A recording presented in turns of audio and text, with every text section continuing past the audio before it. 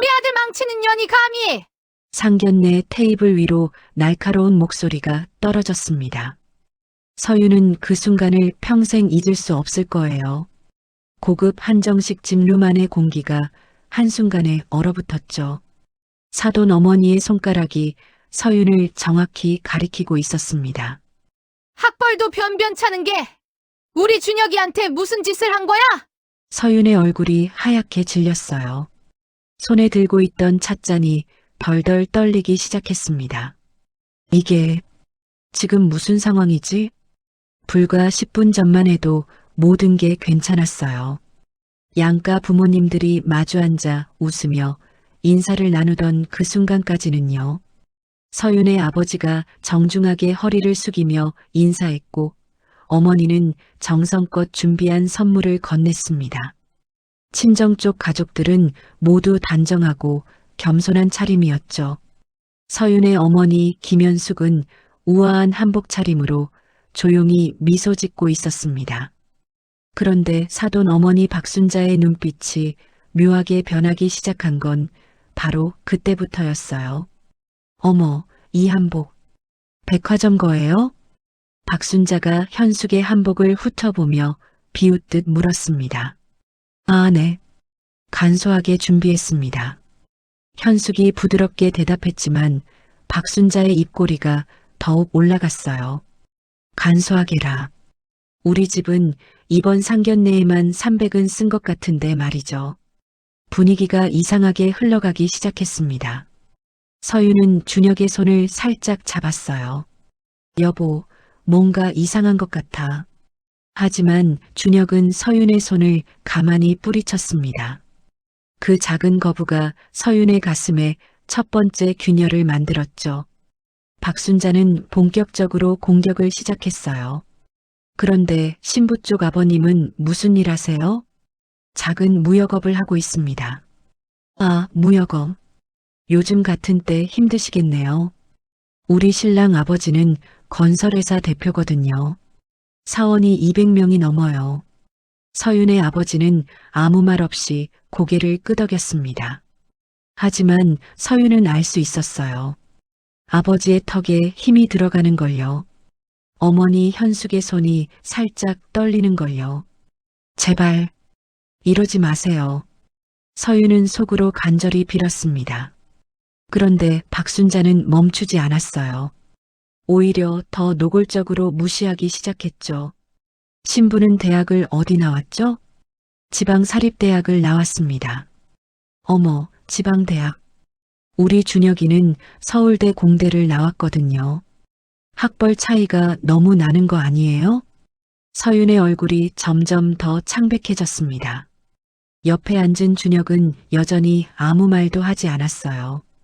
시아버지와 시누이도 마찬가지였습니다. 그저 조용히 앉아서 박순자의 말을 듣고 있을 뿐이었죠. 왜 아무도 말리지 않는 거지? 서윤의 눈시울이 뜨거워졌습니다. 그때였어요. 박순자가 결정적인 한마디를 던진 게요. 솔직히 말해서 우리 아들 같은 조건이면 얼마든지 더 나은 신부를 만날 수 있었어요. 근데 이 애가 막무가내로 고집을 부려서 정말이지 우리 아들 망치는 년이라니까.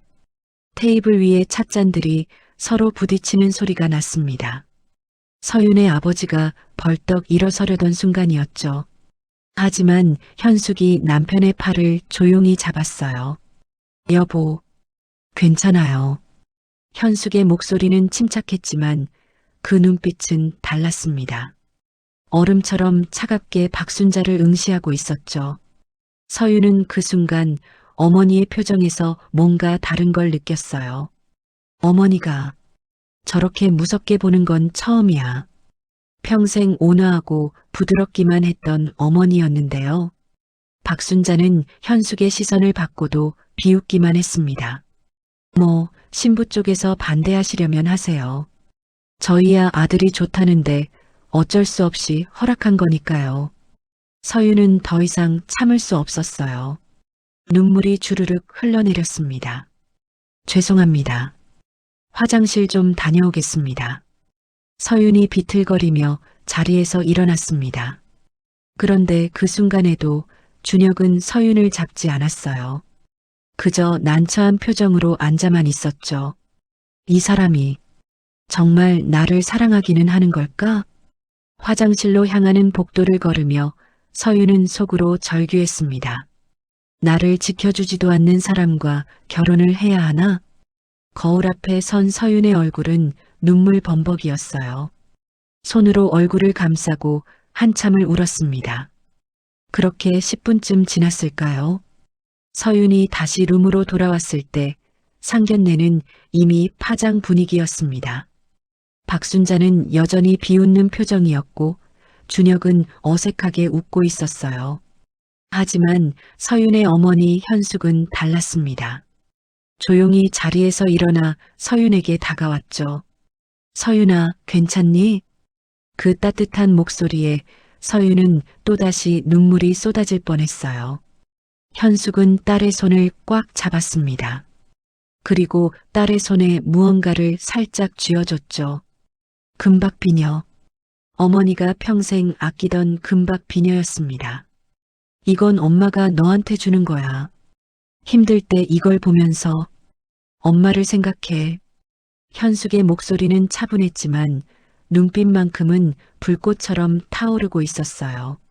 서윤은 그 순간 알 수 있었습니다. 어머니가 뭔가 결심하신 거야. 상견례가 끝나고 헤어지는 자리에서도 박순자는 마지막 한마디를 남겼어요. 그래도 결혼은 해야 하니까 식은 간소하게 해요. 우리 쪽 하객들이 많아서 신부 쪽은 최소로 하세요. 현숙은 대답하지 않았습니다. 그저 박순자를 정확히 3초간 응시했을 뿐이죠. 그 차가운 눈빛이 박순자의 등골을 타고 흘러내렸어요. 저 여자, 뭐지? 박순자는 순간 이상한 불안감을 느꼈습니다. 하지만 이내 고개를 저으며 차에 올랐죠. 주차장에서 준혁이 서윤에게 다가왔습니다. 서윤아, 미안해. 우리 엄마가 좀 직설적이셔서. 직설적인 게 아니라 모욕이었어요. 서윤의 목소리가 처음으로 단호해졌습니다. 준혁은 당황한 표정을 지었어요. 아니, 그게 아니라 엄마가 원래 그래. 조금만 이해해줘. 이해하라고요? 당신 어머니가 나를 아들 망치는 년이라고 했는데요. 준혁은 아무 말도 하지 못했습니다. 그저 난처한 표정으로 서 있을 뿐이었죠. 서윤은 그 모습을 보며 깨달았어요. 이 사람은 나를 지켜줄 사람이 아니야. 차 안에서 친정으로 돌아가는 내내 현숙은 한마디도 하지 않았습니다. 하지만 그 손은 휴대폰을 꽉 쥐고 있었어요. 집에 도착하자마자 현숙은 서재로 들어갔습니다. 오래된 서류철을 꺼내 펼쳤죠. 30년 전 차용증, 사업자 등록 서류, 그리고 현숙의 눈빛이 날카로워졌습니다. 박순자, 내가 누구 덕분에 그 자리까지 올라갔는지 이제 보여줄 시간이야. 그 밤 서윤은 잠을 이룰 수 없었어요. 손에 쥐어진 금박 비녀를 바라보며 눈물을 흘렸습니다. 엄마, 나 어떡하면 좋아요? 그런데 서윤은 아직 몰랐어요. 어머니가 이미 움직이기 시작했다는 걸요. 그리고 박순자의 집안에 곧 폭풍이 몰아칠 거라는 걸요. 상견례 이후 한 달이 흘렀습니다. 서윤의 삶은 점점 더 지옥으로 변해가고 있었어요. 결혼 준비는 시작됐지만 모든 결정권은 시댁이 쥐고 있었습니다. 웨딩드레스 고르는 날이었어요. 서윤은 준혁과 함께 드레스샵에 도착했죠. 그런데 박순자가 신우이까지 데리고 먼저 와 있었습니다. 어머, 이제 오네? 우리 벌써 1시간 전부터 와서 기다렸어요. 박순자의 목소리에는 비난이 가득했어요. 서윤은 시계를 확인했습니다. 약속 시간보다 10분이나 일찍 도착한 거였는데 말이죠. 죄송합니다. 교통이 조금. 됐어. 시간 없으니까 빨리 골라요. 박순자는 서윤의 말을 자르고는 드레스들을 훑어보기 시작했습니다. 서윤이 하얀 어라인 드레스를 골랐어요. 평소 서윤이 꿈꿔왔던 스타일이었죠. 이 드레스 정말 예쁜 것 같아요. 서윤이 조심스럽게 말했습니다. 하지만 박순자는 코웃음을 쳤어요. 이건 너무 평범하잖아. 우리 며느리가 이런 거 입으면 사람들이 뭐라고 하겠어? 그럼 어떤 스타일이 좋으실까요? 이 화려한 머메이드 드레스. 우리 집안격에 맞는 건 이런 거지. 박순자가 가리킨 드레스는 서윤의 취향과 정반대였습니다. 과하게 화려하고 노출이 심한 디자인이었어요. 서윤은 난처한 표정으로 준혁을 쳐다봤습니다. 여보, 나 좀 도와줘. 하지만 준혁은 고개를 돌렸어요. 엄마 말씀대로 하는 게 어때? 엄마가 더 잘 아시잖아. 서윤의 가슴에 또 하나의 균열이 생겼습니다. 결국 서윤은 자신이 싫어하는 드레스를 입어야 했죠. 피팅룸에서 그 드레스를 입고 나온 서윤의 얼굴은 창백했어요. 거울 속에 자신이 낯설었습니다. 이게 내 결혼식인가? 박순자는 만족스러운 표정으로 고개를 끄덕였습니다. 이제 좀 봐줄만 하네. 역시 엄마 안목이 최고지. 신우이도 한마디 거들었어요. 언니, 그래도 우리 오빠랑 결혼하는 거니까 이 정도는 맞춰줘야죠. 우리 오빠 서울대 나왔잖아요. 서윤은 아무 말도 할 수 없었습니다. 드레스 값은 900만 원이었어요. 서윤이 원했던 드레스의 3배 가격이었죠. 제 드레스 값은 제가 내겠습니다. 서윤이 조심스럽게 말했어요.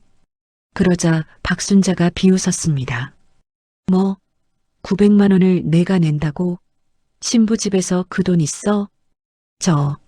저희 부모님께 여쭤보겠습니다. 됐어. 우리가 낼게. 대신 신혼집 전세금은 신부 쪽에서 내야 해. 그 정도는 할 수 있지? 전세금은 3억이었습니다. 서윤의 친정에서는 감당하기 어려운 금액이었어요. 하지만 서윤은 고개를 끄덕일 수밖에 없었죠. 이렇게까지 해야 하나? 드레스샵을 나오는 길에 서윤은 준혁에게 물었습니다. 여보, 우리 신혼집 전세금 우리가 같이 내면 안 될까? 서윤아, 우리 엄마 말도 일리가 있잖아. 원래 신부 쪽에서 전세금 내는 거 관례야. 하지만 3억은 너무. 그럼 결혼 안 할 거야? 준혁의 목소리가 차가워졌습니다. 서윤은 더 이상 말할 수 없었어요. 그날 밤 서윤은 친정 어머니에게 전화를 걸었습니다. 엄마, 목소리가 떨렸어요.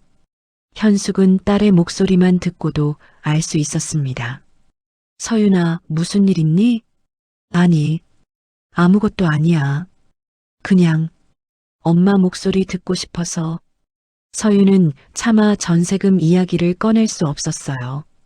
부모님이 평생 모은 돈을 다 쏟아부어야 한다는 걸 알고 있었으니까요. 하지만 현숙은 놓치지 않았습니다. 딸의 목소리에 담긴 떨림을, 억지로 참는 울음을요.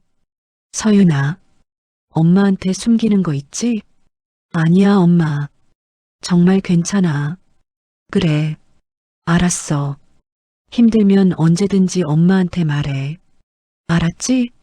전화를 끊고 나서 현숙은 한참 동안 움직이지 않았어요. 그리고 천천히 서재로 향했습니다. 오래된 서류철을 다시 펼쳤죠. 박순자, 내가 계속 이럴 거면 내가 가만히 있지 않아. 현숙의 눈빛이 차갑게 변했습니다. 한편 서윤의 고통은 계속됐어요. 예식장 계약하는 날이었습니다. 박순자는 가장 비싼 특급 호텔을 골랐죠. 우리 집안 체면이 있으니까 최소한 특급 호텔은 해야지. 그런데 하객 분담은 어떻게 하실 건가요? 서윤이 조심스럽게 물었습니다. 우리 쪽은 300명, 신부 쪽은 50명 정도면 되지. 서윤은 깜짝 놀랐어요. 50명이요? 너무 적은 거 아닌가요? 뭐가 적어? 신부 쪽 하객이 많으면 좀 우스운 거 아니야? 원래 신랑 쪽이 많은 게 정상이야. 준혁은 또다시 아무 말도 하지 않았습니다. 서유는 그 순간 깨달았어요. 나는 이 사람들에게 그냥 물건이구나. 예식장에서 나오는 길에 박순자가 마지막 한마디를 던졌습니다. 아, 그리고 신부 대기실은 작은 방으로 해. 어차피 신부 쪽 하객이 적으니까. 우리는 큰 VIP룸 써야 해. 서윤의 눈시울이 뜨거워졌어요. 하지만 참았습니다. 이미 눈물 흘릴 기력도 없었죠. 그날 저녁 집으로 돌아온 서윤은 침대에 쓰러졌습니다. 어머니가 준 금박 비녀를 꺼내 바라봤어요. 엄마, 나 정말 힘들어. 서윤은 눈물을 흘리며 잠들었습니다. 다음 날 스드메 스튜디오, 드레스, 메이크업 계약하는 날이었어요. 서윤은 기대를 품고 있었습니다. 오늘은 좀 내 마음대로 할 수 있겠지. 하지만 또다시 박순자가 나타났어요. 야, 너 혼자 계약하면 이상한 거 고를까봐 내가 왔어.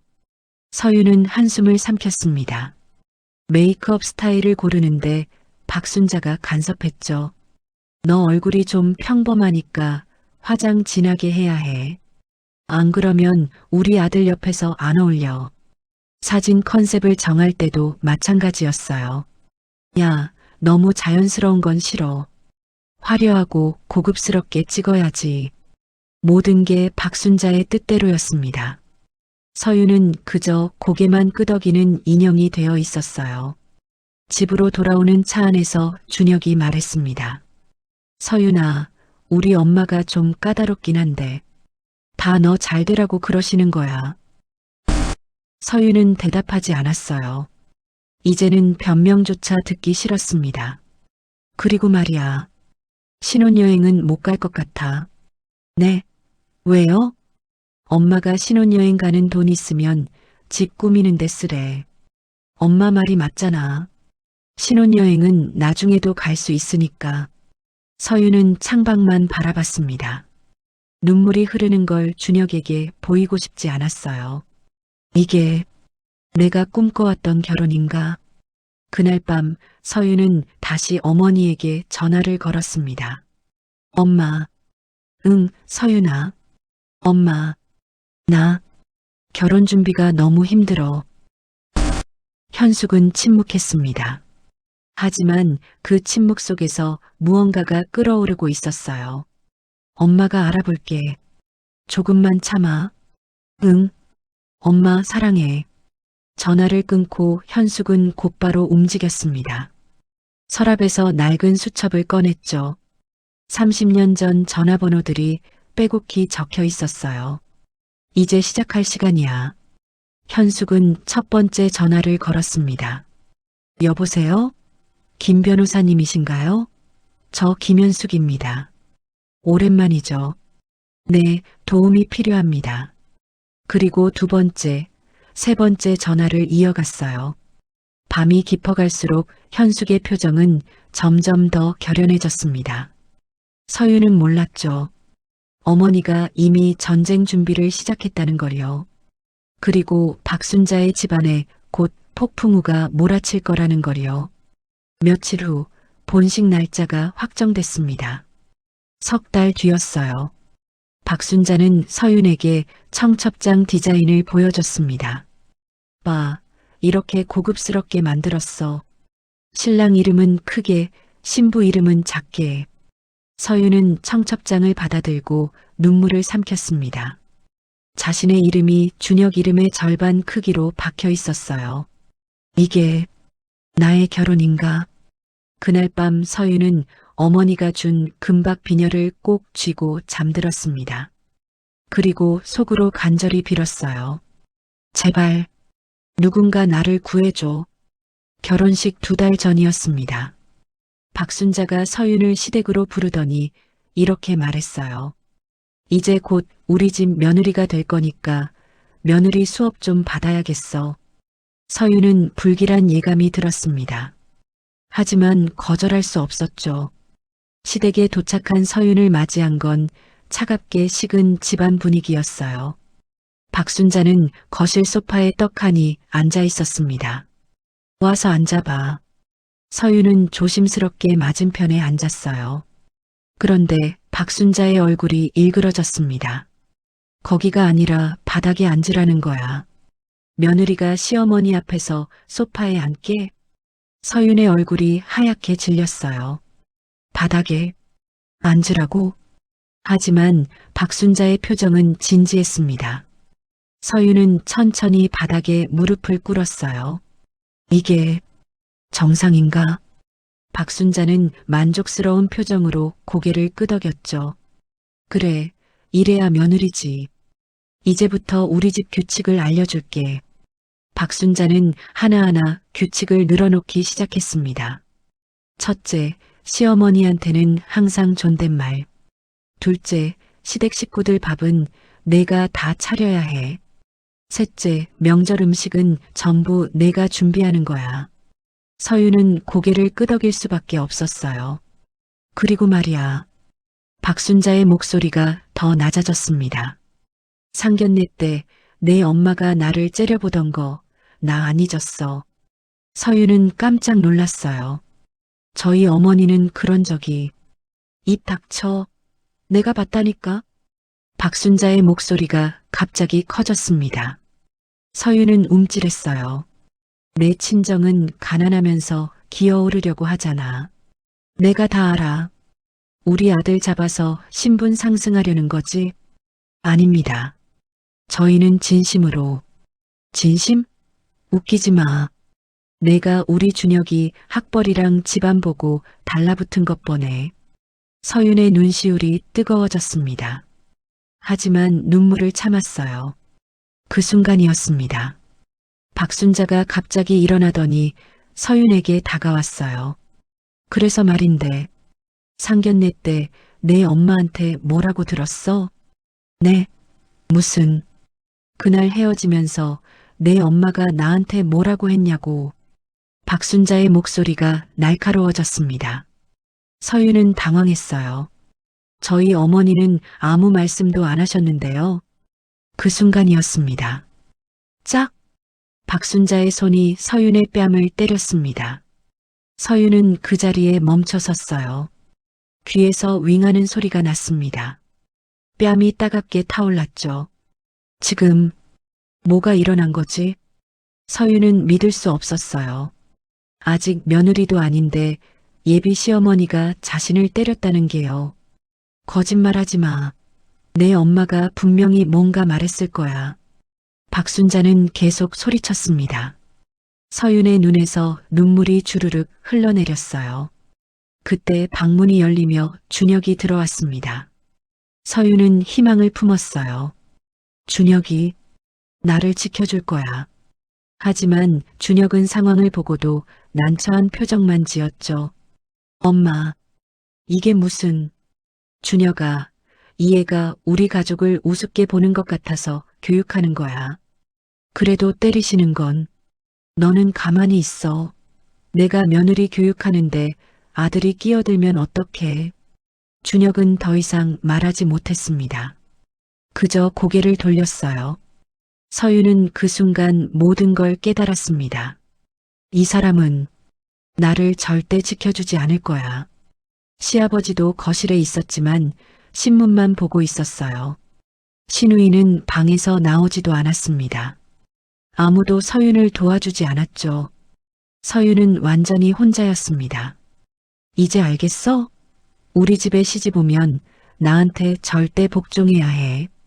박순자의 목소리가 차갑게 내려왔어요. 서윤은 고개를 끄덕일 수밖에 없었습니다. 나는 이 집에서 사람이 아니구나. 1시간 후 서윤은 시댁을 나왔어요. 준혁이 배웅을 나왔지만 서윤은 쳐다보지도 않았습니다. 서윤아, 미안해. 엄마가 좀 화나셨나 봐. 좀 화나신 거요? 저를 때리셨는데요? 서윤의 목소리가 떨렸습니다. 그래도 엄마도 나름 이유가 있으셨을 거야. 조금만 이해해줘. 이해하라고요? 이게 이해할 일이에요? 서윤아, 제발. 우리 결혼까지 얼마 안 남았잖아. 준혁은 결혼을 방패로 삼았어요. 서유는 더 이상 말할 기력이 없었습니다. 집으로 돌아오는 지하철 안에서 서유는 계속 울었어요. 사람들이 쳐다봤지만 신경 쓰지 않았습니다. 뺨은 아직도 화끈거렸죠. 나는 왜 이렇게 살아야 하지? 집에 도착한 서유는 곧바로 방으로 들어갔습니다. 거울을 봤어요. 오른쪽 뺨에 선명한 손자국이 남아 있었습니다. 서유는 그 자리에 주저앉아 울었어요. 한참을 울고 나서야 정신을 차렸습니다. 이대로는 안 돼. 서유는 결심했어요. 어머니에게 모든 걸 말하기로요. 더 이상 혼자 감당할 수 없었습니다. 서유는 떨리는 손으로 휴대폰을 들었어요. 어머니에게 전화를 걸었습니다. 엄마. 응, 서유나. 왜? 목소리가 왜 그래? 엄마. 나 지금 갈게. 집에 계셔? 응, 있어. 무슨 일 있니? 응. 할 얘기가 있어. 서유는 부랴부랴 친정으로 향했습니다. 현관문을 여는 순간 어머니의 얼굴이 보였어요. 그 따뜻한 얼굴을 보자 서유는 참았던 눈물이 터져 나왔습니다. 엄마. 서유는 어머니 품에 안겼어요. 현숙은 딸을 안으며 등을 토닥였습니다. 괜찮아, 괜찮아. 엄마한테 말해봐. 거실 소파에 앉아서 서유는 모든 걸 고백했어요. 상견례 이후 있었던 모든 일들을요. 드레스 강요당한 것, 예식장에서 무시당한 것, 하객 10명으로 제한된 것, 신혼여행도 못 가게 된 것, 그리고 오늘 시댁에서 맞은 것까지요. 현숙은 한마디도 없이 듣고 있었습니다. 하지만 그 눈빛은 점점 더 차갑게 변해가고 있었어요. 그래서 뺨을 맞았다는 거니? 현숙의 목소리가 낮게 가라앉았습니다. 서유는 고개를 끄덕였어요. 응. 근데 엄마, 준혁이도 지켜주지 않았어. 아무도. 현숙은 딸의 얼굴을 돌렸습니다. 오른쪽 뺨에 남아있는 희미한 붉은 자국이 보였어요. 그 순간 현숙의 눈빛이 완전히 바뀌었습니다. 얼음보다 차갑고 불꽃보다 뜨거운 분노가 타올랐죠. 서윤아. 응, 엄마. 이제부터 엄마 말만 들어. 알았지? 현숙의 목소리는 침착했지만 그 안에는 결연함이 가득했습니다. 응. 엄마 무슨 말이야? 내가 그렇게 당하는 걸 엄마가 가만히 보고만 있을 것 같니? 현숙은 딸의 손을 꽉 잡았어요. 박순자. 그 여자가 누구 덕분에 지금 그 자리까지 갔는지 이제 보여줄 거야. 서유는 어머니의 표정에서 뭔가 다른 걸 느꼈습니다. 엄마가 뭔가 알고 계신 건가? 현숙은 서재로 향했어요. 낡은 서류철을 꺼내 펼쳤습니다. 엄마, 이게 뭐야? 30년 전 내 시어머니 집안이 망하기 직전에 있었을 때 우리 집에서 거액을 빌려줬어. 서유는 깜짝 놀랐어요. 뭐? 그게 무슨? 그 돈으로 그 사람들이 사업을 일으켰고 지금의 부자가 된 거야. 근데 단 한 푼도 갚지 않았지. 현숙의 목소리에는 차가운 분노가 담겨 있었습니다. 그리고 내 시어머니 박순자. 그 여자에 대해서도 내가 아는 게 많아. 서류철에는 각종 문서들이 가득했어요. 차용증, 사업자 등록 서류, 그리고 오래된 신문 스크랩까지. 엄마, 이걸로 뭘 하려고? 응징. 내 딸을 때린 대가를 치르게 할 거야. 현숙은 휴대폰을 꺼냈습니다. 첫 번째 전화를 걸었어요. 여보세요, 김 변호사님. 제가 말씀드렸던 그 건 이제 진행하겠습니다. 서유는 어머니를 바라봤어요. 평생 온화하고 조용하기만 했던 어머니가 이렇게 강할 줄 몰랐습니다. 현숙은 계속해서 전화를 걸었습니다. 한 통, 두 통, 세 통. 밤이 깊어가도록 전화는 계속됐어요. 마지막 전화를 끊고 나서 현숙은 딸에게 말했습니다. 서윤아, 이제 걱정하지 마. 엄마가 다 해결할게. 근데 엄마, 준혁이랑은 어떻게 되는 거야? 그건 내가 결정해. 엄마는 내가 행복했으면 좋겠어. 그 사람이 너를 지켜주지 못한다면 그게 사랑이 맞는지 생각해봐. 서윤은 고개를 끄덕였어요. 그날 밤 서윤은 친정에서 잤습니다. 어머니 품에 안겨 오랜만에 편안한 잠을 잤죠. 반면 현숙은 한잠도 자지 못했어요. 서재에서 밤새 서류를 정리하고 계획을 세웠습니다. 박순자, 내가 먼저 전쟁을 시작했어. 이제 그 대가를 치러. 다음 날 아침이었습니다. 박순자의 집으로 한 통의 등기우편이 도착했어요. 내용 증명이었습니다. 발신인은 김현숙. 박순자는 그 편지를 뜯어보고 얼굴이 새하얗게 질렸습니다. 이게 무슨... 편지에는 30년 전 차용 내역과 이자 계산서, 그리고 법적 조치를 예고하는 내용이 담겨 있었어요. 박순자의 손이 덜덜 떨렸습니다. 이 여자가 알고 있었어? 폭풍의 서막이 오르고 있었습니다. 내용 증명을 받은 다음 날이었습니다. 박순자는 초조해하면서도 애써 태어난 척했어요. 하지만 그 손은 계속 떨리고 있었죠. 시아버지 이철수가 거실에서 신문을 보고 있었습니다. 여보, 이게 뭐요? 박순자가 내용 증명을 철수에게 내밀었어요. 철수는 천천히 서류를 읽어 내려갔습니다. 그의 얼굴이 점점 굳어졌죠. 김현숙. 그 여자가 미쳤나 봐요. 30년 전 일을 지금 와서 들먹이다니. 박순자의 목소리가 높아졌습니다. 하지만 철수는 조용했어요. 너무 조용했습니다. 당신, 설마 이게 사실이요? 무슨 소리예요? 그냥 협박이에요, 협박? 박순자는 발끈했지만 철수의 눈빛은 차가웠습니다. 30년 전 우리 회사가 부도 직전이었을 때 누군가에게 5억을 빌렸소. 나는 그게 누군지도 몰랐소. 당신이 알아서 처리했다고 했잖소. 그게 김현숙이었소? 철수의 목소리에 힘이 들어갔습니다. 박순자는 말문이 막혔어요. 대답하시오.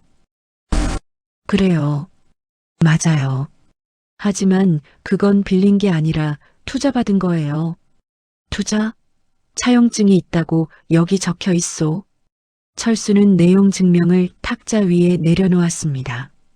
그의 손도 떨리고 있었어요.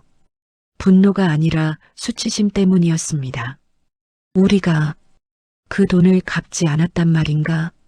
한편 서윤은 친정집에서 며칠을 보내고 있었어요. 준혁에게서 수십 통의 전화가 왔지만 받지 않았습니다. 문자도 마찬가지였죠. 서윤아, 미안해. 엄마한테 말할게. 제발 전화 좀 받아. 우리 이야기 좀 하자. 서윤아, 내 엄마가 우리 집에 이상한 거 보냈어. 무슨 일이야? 서윤은 문자를 읽고도 답장하지 않았습니다. 이제는 내가 결정할 차례야. 현숙은 딸 옆에 조용히 앉았어요. 서윤아, 준혁이한테서 연락 왔니? 응. 근데 받기 싫어. 그래. 내 마음 정리될 때까지 천천히 생각해. 현숙은 딸의 머리를 쓰다듬었습니다. 그때 초인종이 울렸어요. 현숙이 인터폰을 확인했습니다. 화면에는 중년 남성이 서 있었죠. 이철수. 현숙은 그 얼굴을 기억하고 있었어요. 30년 전 5억을 빌려달라고 무릎 꿇었던 그 남자였습니다. 현숙은 문을 열었어요. 철수는 깊게 고개를 숙였습니다. 죄송합니다. 찾아뵙게 되어 송구합니다. 들어오세요. 현숙의 목소리는 차분했지만 서윤은 긴장했어요. 시아버지가 왜? 거실 소파에 앉은 철수는 한참 동안 말을 잇지 못했습니다. 그저 손을 비비적거릴 뿐이었죠. 사모님, 정말 죄송합니다. 철수가 입을 열었어요. 30년 전 일, 저는 정말 몰랐습니다. 제 아내가 그 돈을 갚지 않은 줄 몰랐습니다. 현숙은 차를 내왔습니다. 그래서 어쩌시려고 오셨나요? 변명의 여지가 없습니다. 제가 갚겠습니다. 원금의 이자까지 전부요. 철수의 목소리가 떨렸어요. 서유는 옆에서 지켜보고 있었습니다. 시아버지의 이런 모습은 처음 봤어요. 이분은 진심으로 미안해 하시는 거구나. 현숙은 찻잔을 들어 한 모금 마셨습니다. 돈 이야기는 나중에 하죠. 그것보다 현숙의 눈빛이 차갑게 변했어요. 제 딸을 때린 건 어떻게 하실 건가요? 철수는 깜짝 놀라 서윤을 쳐다봤습니다. 뭐라고요? 사모님께서 제 딸 뺨을 때리셨어요. 예비 며느리를요. 철수의 얼굴이 새하얗게 변했어요. 그게 사실입니까? 철수가 서윤에게 물었습니다. 서윤은 고개를 끄덕였어요. 철수는 그 자리에서 벌떡 일어났습니다. 죄송합니다. 정말 죄송합니다. 그는 90도로 허리를 숙였어요. 제가 몰랐습니다. 제 아내가 그런 짓을 했다니. 철수의 목소리에는 진심 어린 사과가 담겨 있었습니다. 서유는 그 모습에 조금 놀랐어요. 이분은 시어머니랑 다르시네. 철수는 다시 앉았습니다. 한참 동안 고개를 숙이고 있다가 입을 열었어요. 사실은 저도 제 아내 때문에 힘들었습니다. 네? 현숙이 물었습니다. 철수는 천천히 이야기를 시작했어요. 30년 전 회사가 부도 직전이었을 때 저는 사업을 접으려 했습니다. 하지만 아내가 어디선가 돈을 구해왔어요. 그의 목소리에는 쓴웃음이 섞여 있었죠. 그 돈으로 회사를 살렸습니다. 그리고 지금의 자리까지 왔죠. 하지만 그 이후로 아내는 변했어요. 변했다고요? 네. 자신이 이 집안을 살렸다며 모든 걸 자기 마음대로 하려 했습니다. 저는 빚진 사람이라 아무 말도 못했어요. 철수의 고백이 이어졌습니다. 며느리를 함부로 대하는 것도 알았습니다.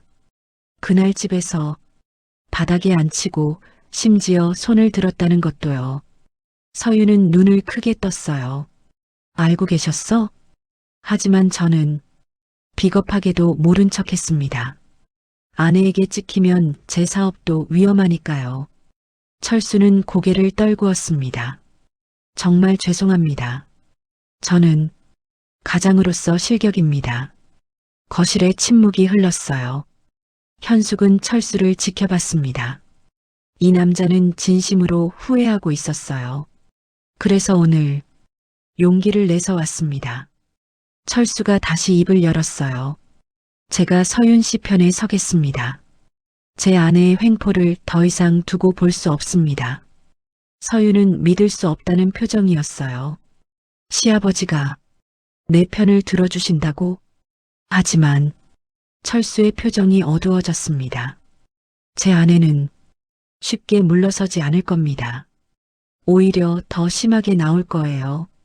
그건 제가 감당하죠. 현숙이 단호하게 말했습니다. 박순자 씨의 과거, 제가 알고 있는 게 꽤 많거든요. 철수는 놀란 표정으로 현숙을 쳐다봤어요. 과거라고요? 30년 전 박순자 씨가 어떻게 그 돈을 구하러 왔는지, 그리고 그 전에 무슨 일이 있었는지요. 현숙의 눈빛이 날카로워졌습니다. 철수는 숨을 들이켰어요. 아내의 과거에 뭐가 있는 거지? 그때 서윤의 휴대폰이 울렸습니다. 준혁이었어요. 서윤은 전화를 받지 않았지만 곧바로 문자가 왔죠. 서윤아, 우리 아버지가 내 집에 가셨다며? 무슨 일이야? 엄마가 완전 난리야. 서윤은 문자를 읽고 한숨을 쉬었어요. 철수도 휴대폰을 확인했습니다. 아내에게서 수십 통의 부재중 전화가 와 있었죠. 제가 나가면 아내가 더 화를 낼 겁니다. 철수가 말했어요. 그럼 계속 여기 계세요. 현숙이 말했습니다. 네. 시아버님께서 서윤이 편에 서신다고 하셨잖아요. 그럼 확실하게 보여주셔야죠. 현숙의 미소는 차가웠습니다. 철수는 잠시 고민하다가 고개를 끄덕였어요. 알겠습니다. 그날 저녁 박순자의 집은 아수라장이었습니다. 대체 그 인간이 어디 간 거야?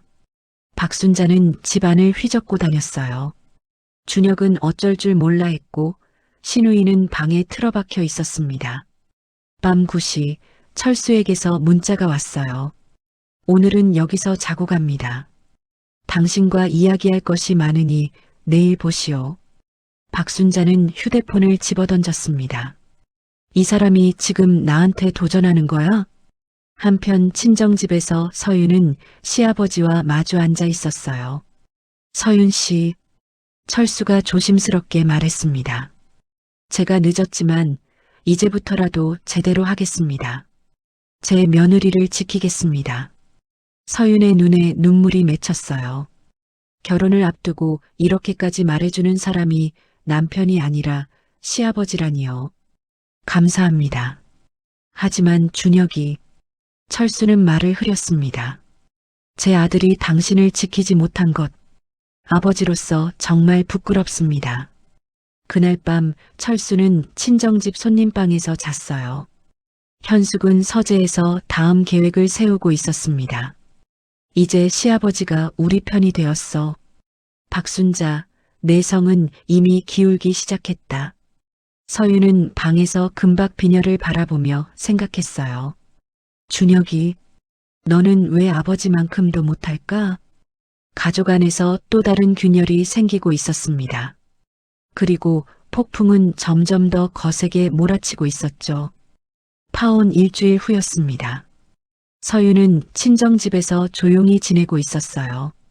마음의 상처가 아물려면 시간이 필요했습니다. 그런데 그날 오후 뜻밖의 방문객이 찾아왔어요. 초인종이 울렸습니다. 인터폰 화면에는 박순자가 서 있었어요. 하지만 일주일 전의 그녀가 아니었습니다. 머리는 헝클어져 있었고 화장기 없는 얼굴은 초췌했어요. 명품 옷 대신 수수한 평상복을 입고 있었죠. 현숙이 문을 열었습니다. 박순자는 고개를 숙인 채 들어왔어요. 들어와도 되겠습니까? 존댓말이었습니다. 평생 반말만 하던 박순자가 처음으로 존댓말을 쓰는 순간이었어요.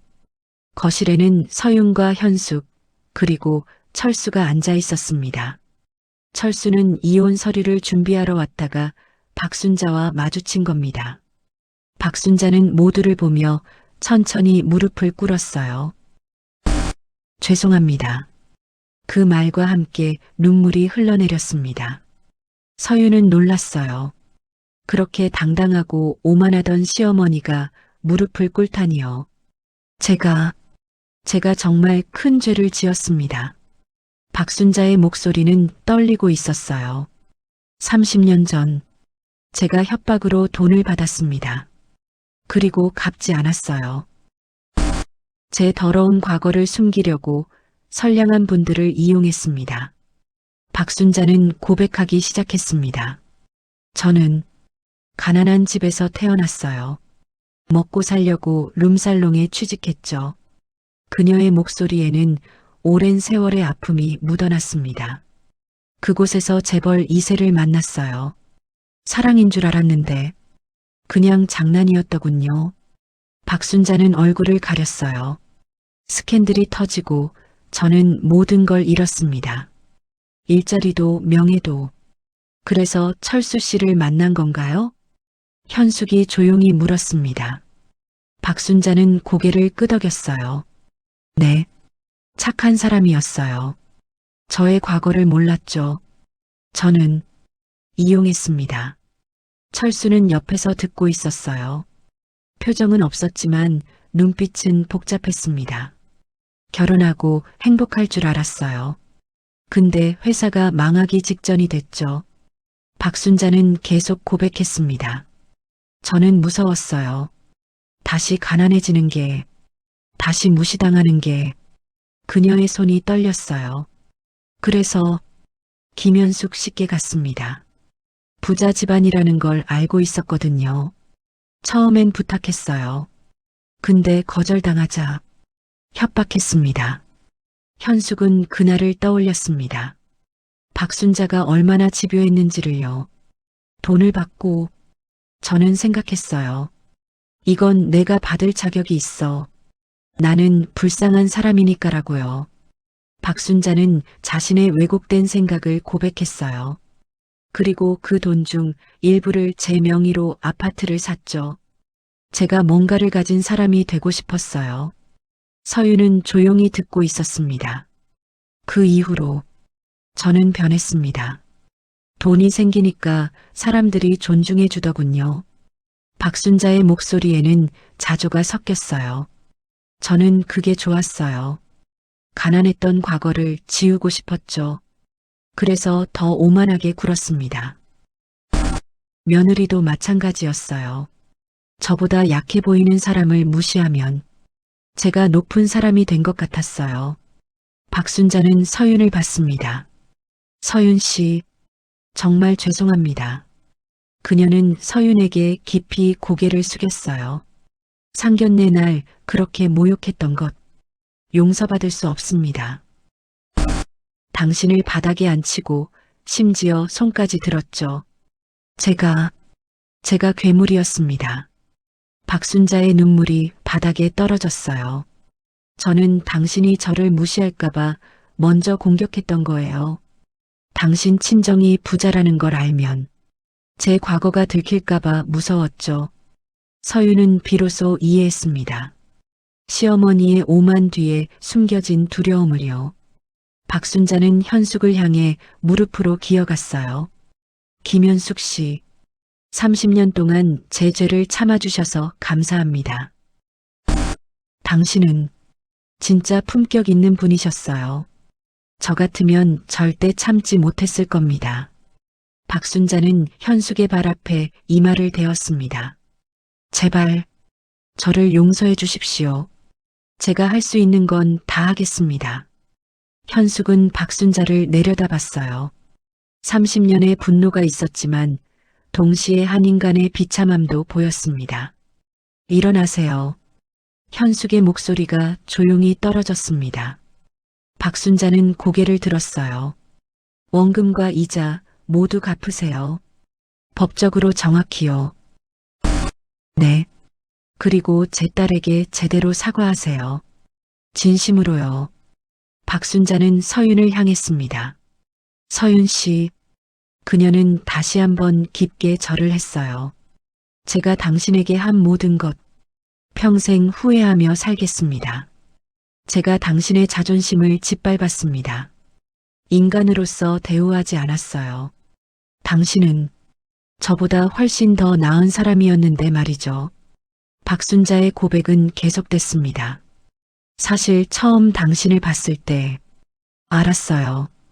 당신이 진짜 품격 있는 사람이라는 걸. 그게 무서웠어요. 당신 앞에서 제가 초라해 보일까봐.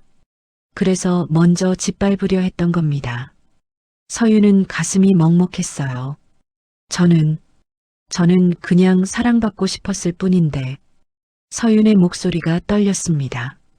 준혁이를 사랑했고 시댁 식구들한테도 인정받고 싶었어요. 근데 전 그냥 무시당할 대상이었어요.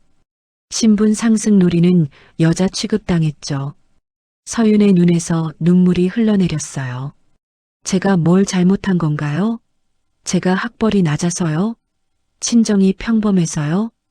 그 말에 박순자는 고개를 더 숙였습니다. 아닙니다. 당신은 아무 잘못 없어요. 제가 잘못했습니다. 철수도 입을 열었어요. 서윤 씨, 저도 정말 죄송합니다. 그는 일어나 서윤에게 고개를 숙였습니다. 제가 아내를 제대로 교육하지 못했습니다. 그리고 당신이 맞는 걸 보고도 막지 못했어요. 저는 비겁한 아버지였습니다. 며느리를 지키지 못한 최악의 시아버지였죠. 철수의 목소리에도 후회가 가득했어요. 그리고 준혁이도 제가 잘못 키웠습니다. 아내 눈치만 보게 만들었죠. 그 순간 문이 열렸습니다. 준혁이 들어왔어요. 어머니가 여기 온다는 걸 알고 따라온 겁니다. 서윤아. 준혁은 서윤을 봤습니다. 나도 정말 미안해. 준혁도 무릎을 꿇었어요. 너를 지켜주지 못해서, 엄마 편만 들어서, 내 마음을 몰라줘서. 나는 겁쟁이였어. 가족한테 미움받을까봐, 엄마한테 혼날까봐. 준혁은 고개를 숙였습니다. 그런데 정작 지켜야 할 사람을 지키지 못했어. 바로 너를. 서윤은 준혁을 바라봤어요. 사랑했던 사람이었죠. 하지만 이제는 준혁아. 서윤이 조용히 입을 열었습니다. 늦었어. 서윤아, 제발. 내가 필요했던 건 지금이 아니야. 내가 맞았을 때, 무시당했을 때. 그때 내가 필요했어. 서윤의 목소리는 단호했어요. 근데 넌 없었어. 아니, 있었는데도 외면했지. 준혁은 아무 말도 할 수 없었습니다. 서윤은 자리에서 일어났어요. 시어머님.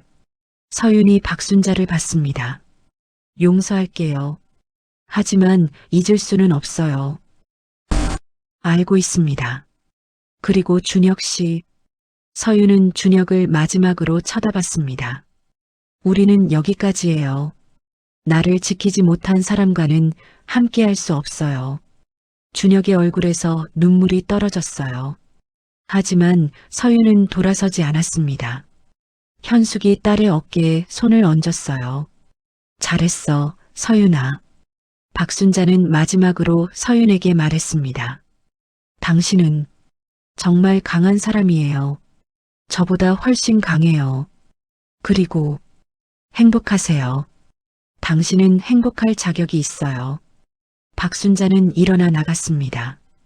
철수와 준혁도 따라 나갔죠. 문이 닫히고 거실에는 서윤과 현숙만 남았습니다. 서윤은 어머니 품에 안겼어요. 엄마, 내가 잘한 거 맞아? 응, 내가 옳았어. 근데 왜 이렇게 마음이 아픈 거지? 사랑했으니까. 그래도 괜찮아. 시간이 지나면 나을 거야. 서윤은 금박 비녀를 꺼냈습니다. 엄마, 이거 덕분에 힘낼 수 있었어. 고마워. 아니야. 내가 원래 강했던 거야. 엄마는 그냥 내 옆에 있었을 뿐이야. 그날 밤 서윤은 오랜만에 편안하게 잠들었어요. 비록 사랑은 끝났지만 자존심은 지켜냈습니다. 그것만으로도 충분했어요. 3개월이 흘렀습니다. 가을이 깊어지고 있었어요. 서윤은 친정집 베란다에서 따뜻한 차를 마시고 있었습니다. 창밖으로 노란 은행잎이 떨어지는 게 보였죠. 참 많은 일이 있었구나. 지난 일들이 주마등처럼 스쳐 지나갔어요. 상견례 날의 모욕, 시댁에서의 폭력, 파혼, 그리고 복수. 모든 게 꿈 같았습니다. 현숙이 차를 가져왔어요. 서윤아, 뭐 생각해? 아무것도. 그냥 시원하네 하고. 서윤은 미소 지었습니다. 예전처럼 억지로 짓는 미소가 아니었어요. 진짜 편안한 미소였죠. 사실 오늘 박순자 씨한테서 연락 왔어. 현숙이 조심스럽게 말했습니다. 서윤은 차를 내려놓았어요. 뭐라고 하셨는데요? 돈 다 갚았대. 원금의 이자까지 전부. 그리고 세무조사도 마쳤고 아파트 명의도 이철수 씨와 공동으로 바꿨대. 현숙은 서윤의 반응을 살폈습니다. 내게 다시 한번 사과하고 싶다는데 만나볼래? 서윤은 한참 동안 생각했어요. 만나볼게요. 다음 날 오후였습니다. 서윤은 조용한 카페에서 박순자를 만났어요. 박순자는 더 이상 화려한 옷을 입지 않았습니다. 단정한 블라우스에 수수한 치마 차림이었죠. 머리도 짧게 잘랐어요. 와줘서 고마워요. 박순자가 먼저 인사했습니다. 여전히 존댓말이었어요. 어떻게 지내셨어요? 서윤이 물었습니다. 많이 달라졌어요. 이혼하고 혼자 살고 있어요. 박순자는 씁쓸하게 웃었어요. 작은 원룸에서요. 처음엔 힘들었는데 이제 익숙해졌어요. 그리고 상담 받고 있어요. 심리 상담이요. 박순자는 솔직하게 말했습니다. 제 문제가 단순히 성격이 아니라 트라우마에서 온 거라고 하더라고요. 트라우마요? 네. 가난했던 과거, 무시당했던 경험들. 그게 저를 왜곡시켰대요. 박순자의 눈빛은 예전과 달랐어요. 오만함 대신 겸손함이 있었습니다. 물론 그게 변명은 안 되죠. 제 잘못은 제 잘못이니까요. 서윤 씨, 진심으로 미안해요. 당신 인생에서 가장 행복해야 할 순간을 지옥으로 만들었어요. 박순자는 고개를 숙였습니다. 서윤은 그 모습을 보며 생각했어요. 이 사람도 평생 상처 안고 살았구나. 그렇다고 용서할 순 없었지만 이해는 할 수 있었습니다. 시어머님, 시어머니라고 부르지 말아요. 저는 그럴 자격이 없어요. 알겠어요. 박순자 씨, 서윤은 차를 한 모금 마셨어요. 저는 박순자 씨를 용서했어요. 하지만 잊을 순 없어요. 당연해요. 잊어달라고 할 생각도 없어요. 그리고 준혁 씨와도 다시 시작할 생각 없어요. 서윤의 목소리는 단호했습니다. 박순자는 고개를 끄덕였어요. 알아요. 준혁이도 알고 있어요. 준혁이는 어떻게 지내요? 많이 후회하고 있어요. 자책도 많이 하고요. 박순자는 한숨을 쉬었습니다. 제가 아들도 망쳤어요. 제대로 된 남자로 키우지 못했죠. 하지만 이제라도 배우고 있어요. 혼자 사는 법, 책임지는 법을요. 그 말에 서윤은 조금 안도했어요. 준혁도 변하고 있다는 게 다행이었습니다. 서윤 씨, 한 가지만 물어봐도 될까요? 네. 당신은 어떻게 그렇게 강할 수 있었어요? 박순자가 물었습니다. 서윤은 잠시 생각했어요. 강한 게 아니에요. 그냥 나를 지켜야 했을 뿐이에요. 그리고 엄마가 있었어요. 날 믿어주고 지켜주는 사람이요. 서윤은 미소 지었습니다. 저는 그런 사람이 없었어요. 박순자의 목소리가 떨렸어요. 어릴 때부터 혼자였거든요. 그래서 다른 사람도 믿지 못했어요. 서윤은 그 말에 마음이 아팠습니다. 이제라도 도움받으세요. 혼자가 아니라는 걸 배우세요. 노력할게요. 두 사람은 잠시 침묵 속에 앉아 있었어요. 예전 같았으면 불편한 침묵이었겠지만 지금은 달랐습니다. 서로를 이해하는 침묵이었죠. 그럼 저는 이만. 서윤이 일어서려는데 박순자가 손을 잡았어요. 서윤 씨, 꼭 행복하세요. 당신은 행복할 자격이 있어요. 감사합니다. 박순자 씨도요. 서윤은 카페를 나왔습니다. 가슴이 뭉클했어요. 끝났구나. 진짜로. 집으로 돌아오는 길에 서윤은 친정 어머니에게 전화했습니다. 엄마, 나 만나고 왔어. 어땠어? 후련해. 그리고 좀 슬퍼. 슬프다니? 응. 모두가 상처받았잖아. 박순자 씨도 준혁이도 나도. 서윤의 목소리가 조금 떨렸어요. 이렇게까지 해야 했나 싶어. 서윤아. 현숙의 목소리가 따뜻했습니다. 내가 잘못한 게 아니야. 너는 내 자존심을 지킨 거야. 응, 알아. 그리고 말이야, 엄마가 자랑스러워. 내가 이렇게 강하게 자라줘서. 그 말에 서유는 눈물이 났어요. 엄마, 고마워. 정말 고마워. 집에 도착한 서유는 방으로 들어갔습니다. 책상 위에 놓인 금박 비녀를 들었어요. 이 비녀, 엄마의 사랑이었구나. 서유는 비녀를 가슴에 안았습니다. 그날 저녁 가족 식사 자리에서 아버지가 말했어요. 서윤아, 이제 뭐 하고 싶니? 공부 더 하고 싶어요. 대학원 갈까 해요. 좋은 생각이야. 아버지는 딸의 머리를 쓰다듬었습니다. 내 인생이야. 내가 하고 싶은 대로 해.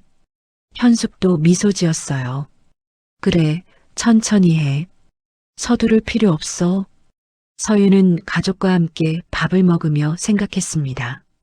나는 운이 좋은 사람이구나. 이런 가족이 있으니까. 한 달 후, 서유는 대학원 입학 준비를 하고 있었어요. 새로운 꿈을 찾아가고 있었죠. 어느 날 준혁에게서 마지막 문자가 왔습니다. 서윤아, 나 이제 정말 놓아줄게. 행복해. 넌 자격 있어. 미안했어. 서윤은 문자를 읽고 답장했어요. 너도 행복해. 그리고 다음 사람한테는 더 잘해줘. 그것이 두 사람의 마지막 대화였습니다. 서윤은 휴대폰을 내려놓고 창밖을 봤어요. 겨울이 다가오고 있었습니다. 하지만 마음은 따뜻했어요. 이제야 진짜 자유로워진 것 같아. 그날 밤 서윤은 일기를 썼습니다. 오늘로 모든 게 정리됐다. 사랑도 상처도 복수도. 이제 나는 새로 시작한다. 나만을 위한 인생을. 박순자 씨를 용서했지만 그게 나를 다시 약하게 만들지는 않았다. 오히려 나는 더 강해졌다. 엄마가 말했다. 용서는 상대를 위한 게 아니라 나를 위한 거라고. 이제 알 것 같다. 준혁이는 좋은 사람이었지만 나를 지킬 만큼 강하지 못했다. 그리고 나는 그런 사람과 함께할 수 없다. 이제야 인정받았지만 왜 이렇게까지 해야 했을까 하는 아쉬움은 남는다. 하지만 후회는 안 해. 나는 나를 지켰으니까. 서유는 일기를 덮고 금박 비녀를 바라봤어요. 엄마 사랑해. 작은 속삭임이 방 안에 울렸습니다. 그리고 서유는 편안하게 잠들었어요. 내일은 또 새로운 하루가 올 테니까요. 6개월 후, 서유는 대학원에 입학했어요. 새로운 친구들을 만나고 새로운 공부를 하고 있었습니다. 가끔 거울을 볼 때마다 생각했어요. 나 많이 달라졌네. 눈빛이 달랐습니다. 예전처럼 불안하거나 위축되지 않았어요. 당당하고 자신감 있는 눈빛이었죠. 어느 날 도서관에서 공부하고 있는데 연락이 왔어요. 철수 씨였습니다. 서윤 씨, 한번 만날 수 있을까요? 서윤은 잠시 망설이다 만나기로 했습니다. 카페에서 만난 철수는 많이 편안해 보였어요. 잘 지내시죠? 네, 덕분에요. 서윤 씨, 박순자가 많이 변했어요. 철수는 조심스럽게 말했습니다. 이혼했지만 가끔 연락은 해요. 상담 열심히 받고 봉사활동도 시작했대요. 준혁이도 많이 컸어요. 혼자 살면서 제대로 된 어른이 되어가고 있어요. 서유는 그 말에 미소 지었습니다. 다행이네요. 모두 당신 덕분이에요. 아니에요. 각자 선택한 거예요. 그래도 고마워요. 우리 가족에게 진실을 보여줘서. 철수는 깊이 고개를 숙였습니다. 그날 헤어지며 철수가 마지막으로 말했어요. 서윤 씨, 꼭 좋은 사람 만나세요. 당신을 지켜줄 사람이요. 감사합니다.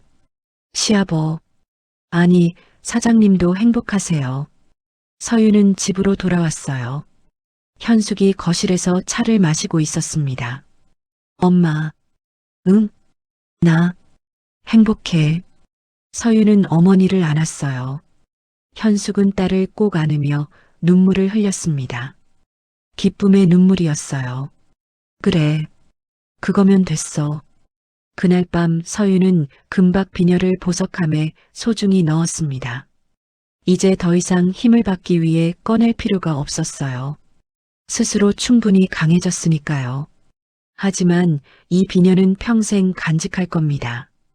어머니의 사랑을, 그리고 자신의 용기를 기억하기 위해서요. 창밖으로 봄꽃이 피어나고 있었어요. 긴 겨울이 지나고 다시 봄이 온 것처럼요. 서윤의 인생에도 새로운 봄이 찾아왔습니다. 다음 날 아침이었습니다. 현숙은 철수와 서윤을 거실에 앉혔어요. 테이블 위에는 낡은 서류철이 놓여 있었습니다. 이제 모든 진실을 말씀드리죠. 현숙이 서류철을 펼쳤습니다. 첫 장에는 1995년 3월 15일자 차용증이 있었어요. 5억 원. 철수의 손이 떨렸습니다. 이게, 네. 30년 전 사장님께서 직접 저희 집에 오셨죠. 무릎을 꿇으시면서 돈을 빌려달라고 하셨어요. 현숙의 목소리는 차분했지만 그 안에는 오랜 세월의 기억이 담겨 있었습니다. 철수는 그날을 떠올렸어요. 회사가 부도 직전이었던 그날이요. 은행마다 문전박대를 당하고 친구들마저 등을 돌렸던 그 시절이었습니다. 제 남편이 사장님을 불쌍히 여겼어요. 같은 사업가로서 도와주고 싶다고 하셨죠. 현숙이 다음 서류를 넘겼습니다. 은행 이체 확인증이었어요. 그런데 이상한 건 사장님이 아니라 박순자 씨가 돈을 가지러 오셨다는 거예요. 철수는 그것도 기억했습니다. 자신은 너무 부끄러워서 집에만 있었고 아내가 돈을 받아왔었죠. 그날 박순자 씨의 표정이 묘했어요. 현숙의 눈빛이 차갑게 변했습니다. 고마워하는 게 아니라 마치 당연하다는 듯이요. 서윤은 옆에서 듣고 있었어요. 시어머니가 왜 그랬을까? 현숙은 다음 서류를 꺼냈습니다. 오래된 신문 스크랩이었어요.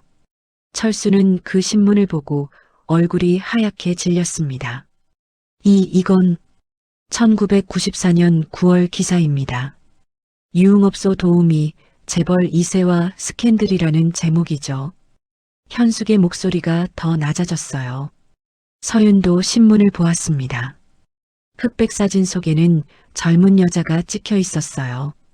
얼굴은 모자이크 처리되어 있었지만 이름이 적혀 있었습니다. 박순자 당시 25세.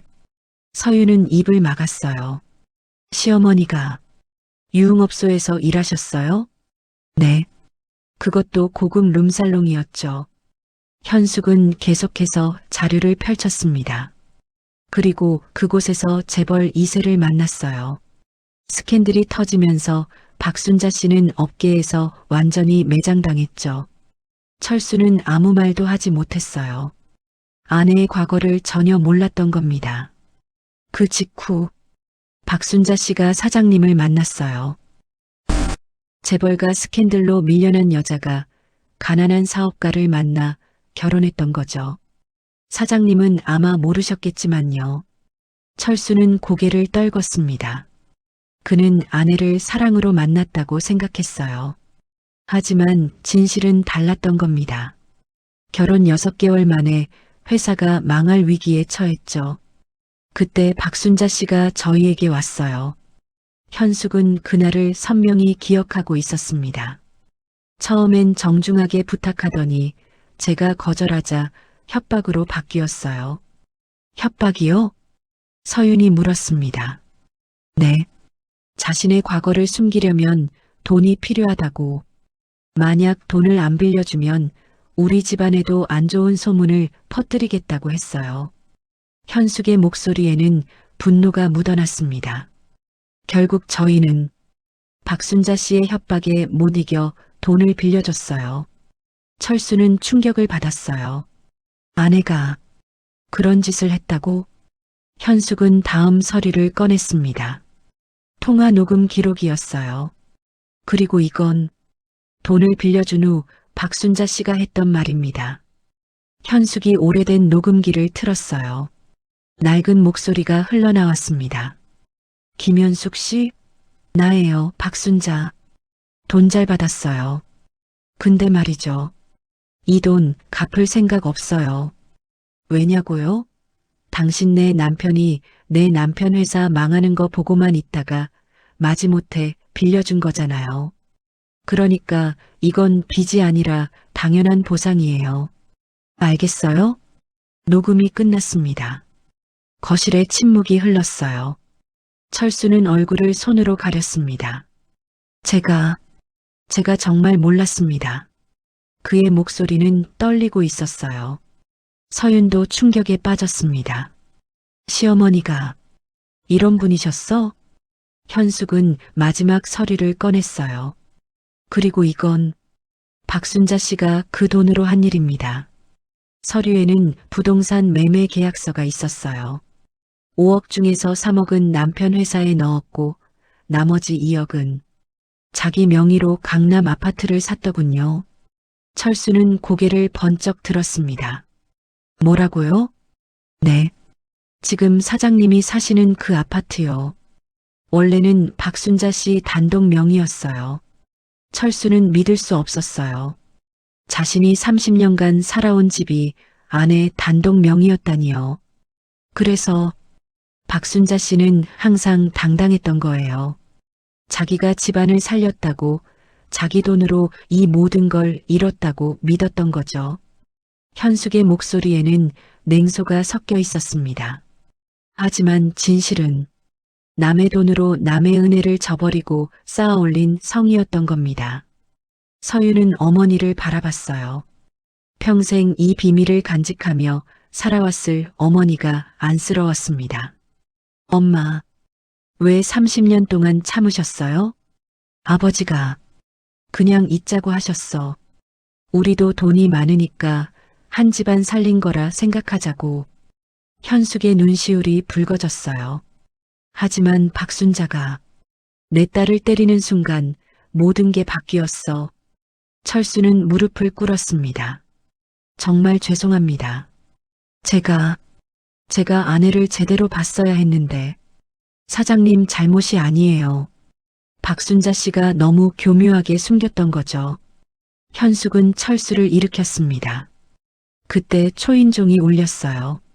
인터폰 화면에는 박순자가 서 있었습니다.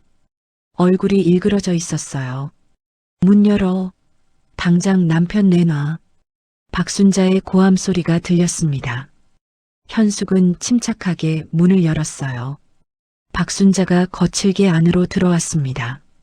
당신이 우리 집을 망치려고 작정했어. 박순자는 현숙을 노려봤어요. 하지만 현숙은 태연했습니다. 망치는 게 아니라 진실을 밝히는 거예요.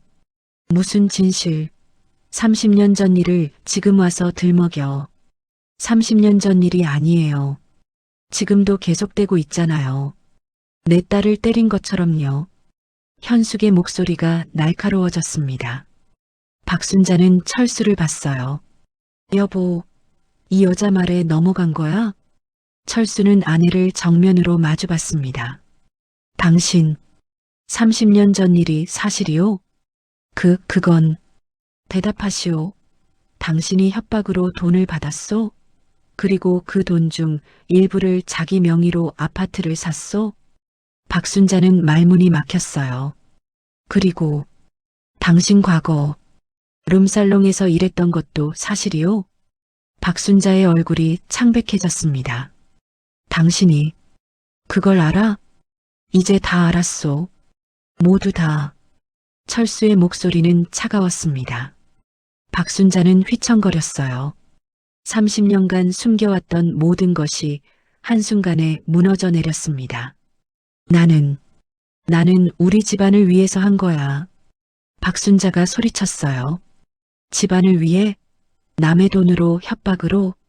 철수는 고개를 저었습니다. 이제 끝이요. 박순자는 그 말에 무릎이 꺾였어요. 바닥에 주저앉았습니다. 내가 평생 쌓아 올린 게 이렇게 무너지다니. 서유는 그 모습을 지켜봤어요. 무너지는 시어머니의 모습이 처량했습니다. 하지만 동시에 자신을 그렇게 괴롭혔던 사람이기도 했죠. 현숙은 박순자를 내려다봤습니다. 박순자 씨, 이제 선택하세요. 법적으로 해결할 건지 아니면 제대로 된 사과를 할 건지. 박순자는 고개를 들었어요. 현숙의 차가운 눈빛과 마주쳤습니다. 그 눈빛에는 30년간의 분노와 인내가 담겨 있었어요. 박순자는 처음으로 깨달았습니다. 내가 건드리면 안 되는 사람을 건드렸구나. 박순자는 친정집에서 비틀거리며 나갔습니다. 철수는 그 뒤를 따라가지 않았어요. 30년 만에 처음으로 아내와 선을 그은 겁니다. 하지만 폭풍은 이제 시작이었어요. 그날 저녁 준혁이 친정집으로 찾아왔습니다. 초인종을 난폭하게 눌렀어요.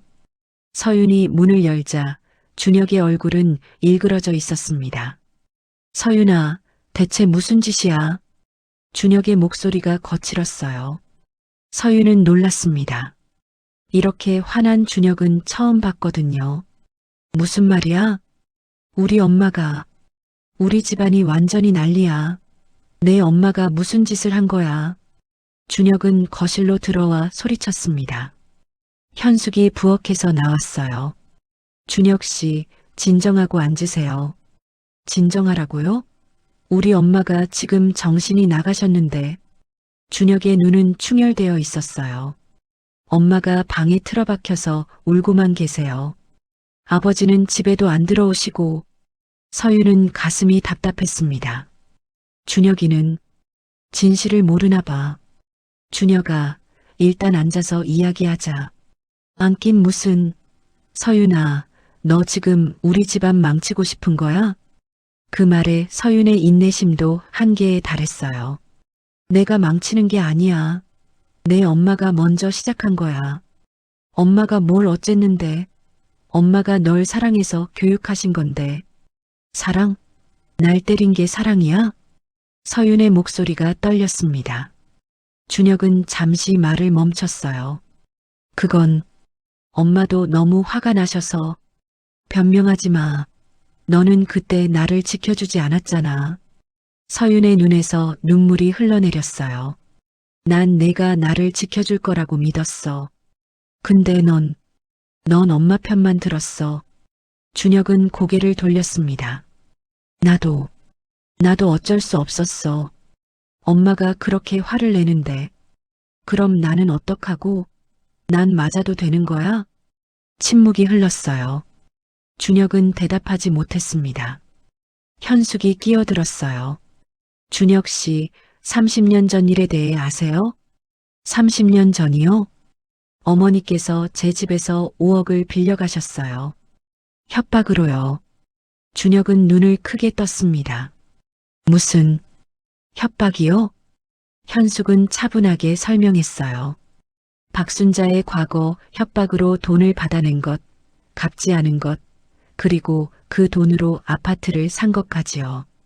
준혁은 믿을 수 없다는 표정이었습니다. 그건 거짓말이에요. 증거가 있어요. 차용증, 녹음 파일 모두요. 준혁은 말문이 막혔어요. 하지만 곧 고개를 저었습니다. 아니야. 엄마가 그런 분이 아니에요. 분명 오해가 있을 거예요. 서윤은 한숨을 쉬었습니다. 결국 엄마 편이구나. 준혁은 서윤을 돌아봤어요. 서윤아, 이 결혼 다시 생각해봐야 할 것 같아. 그 말에 거실의 공기가 얼어붙었습니다. 서윤은 믿을 수 없다는 표정으로 준혁을 쳐다봤어요. 뭐라고? 이렇게까지 우리 가족이 싸워야 한다면 결혼하는 게 맞나 싶어. 준혁의 목소리는 떨리고 있었어요. 너 지금 이혼하자는 거야? 이혼이 아니라 결혼을 미루자는 거지. 일단 분위기 좀 가라앉을 때까지. 결혼을 미뤄? 한 달 앞둔 결혼을? 서윤은 웃음이 나왔어요. 허탈한 웃음이었습니다. 준혁아, 너는 끝까지 나를 선택하지 않는구나. 그게 아니라, 됐어. 이제 알았어. 서윤은 손가락에 약혼 반지를 빼냈습니다. 준혁에게 내밀었어요. 가져가. 서윤아, 가져가라고. 서윤의 목소리가 떨렸습니다. 준혁은 반지를 받을 수밖에 없었어요. 서윤아, 미안해. 준혁은 고개를 숙이고 나갔습니다. 문이 닫히자 서윤은 그 자리에 주저앉았어요.